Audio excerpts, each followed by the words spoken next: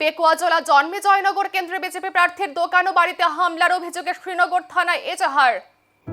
ADC নির্বাচন যত এগিয়ে আসছে ততই বিভিন্ন জায়গায় রাজনৈতিক আবহাওয়া উত্তপ্ত হয়ে চলেছে। গোটা বিষয় নিশ্চিতভাবে ভাবিয়ে তুলছে রাজ্যকে। এরই মধ্যে পেকুয়াজলা জন্মে জয়নগর কেন্দ্রের বিজেপি মনোনীত প্রার্থীর ছেলে দোকান সহ তার বাড়িতে হামলার অভিযোগ সামনে এসেছে।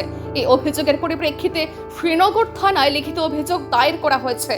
গোটা ঘটনার পরিপ্রেক্ষিতে নিশ্চিতভাবে এলাকা জুড়ে ব্যাপক রাজনৈতিক তৎপরতা শুরু হয়েছে। সংশ্লিষ্ট বিষয় নিয়ে প্রার্থীর তরফ থেকে এবং বিজেপি দলের তরফ থেকে দাবি করা হয়েছে প্রকাশ্য দিনের আলোতে বিজেপি মনোনীত প্রার্থীর ছেলের দোকান সহ বাড়িতে আক্রমণ সংগঠিত হয়েছে। এই ঘটনাকে কেন্দ্র করে গণতান্ত্রিক ব্যবস্থাপনার উপর আক্রমণ আখ্যায়িত করে বিজেপি দলের তরফ থেকে দাবি করা হয়েছে আদতে মথা তাদের জমি হারিয়ে ফেলেছে। পাশাপাশি দাবি করা হয়েছে রাজ্য জুড়ে সাধারণ মানুষ বিজেপির পক্ষে রয়েছে।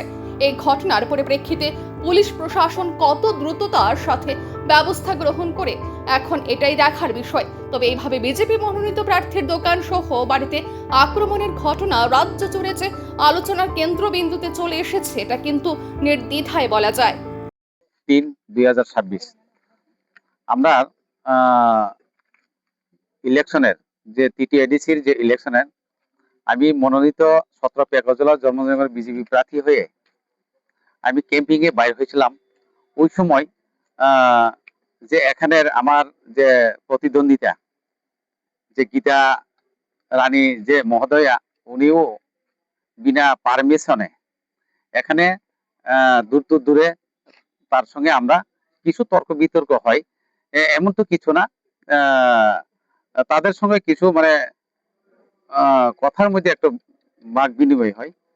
ওই কারণে তাদের সঙ্গে তো আমি রাজনীতিগতভাবে তো কোনো সূত্র নেই, কিন্তু এখানে দেখেন আমরা ওই কয়েকটা কথার মধ্যে আমরা নিজের কাজে আমরা চলে গেছি আরেকটা ক্যাম্পিং এ।